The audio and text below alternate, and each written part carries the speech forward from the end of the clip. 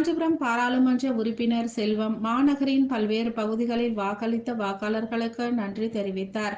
காஞ்சிபுரத்தில் நடைபெற்று முடிந்த பாராளுமன்ற தேர்தலில் திமுகவை சேர்ந்த செல்வம் ஏராளமான வாக்குகள் பெற்று வெற்றி பெற்றார். தன்னை வாக்களித்து வெற்றி பெற்ற வாக்காளர்களுக்கு நன்றி செலுத்தும் வண்ணம் காஞ்சிபுரத்தில் உள்ள அனைத்து வார்டுகளிலும் நேரில் சென்று நன்றிகளை தெரிவித்தார். இவருக்கு பல்வேறு பகுதிகளில் மலர் மாலைகள் மற்றும் சால்வைகள் அணிவித்து சிறப்பு வரவேற்பு அளிக்கப்பட்டது. அந்த வகையில் பூக்கடை சத்திரம் பகுதியில் பகுதி செயலாளர் திலகர் தலைமையில் சிறப்பு வரவேற்பு அளிக்கப்பட்டது. மாநில வர்த்தக அணி துணை செயலாளர் வி.எஸ். ராமகிருஷ்ணன், வட்ட செயலாளர் பூக்கடை சந்தானம் தலைமையில் மலர் மாலைகள் மற்றும் பொன்னாடைகள் அணிவித்து சிறப்பு வரவேற்பு அளிக்கப்பட்டது. பகுதி செயலாளர் வெங்கடேசன், பகுதி துணை செயலாளர் தனலட்சுமி உள்ளிட்ட ஏராளமானோர் சிறப்பு வரவேற்பு அளித்தனர்.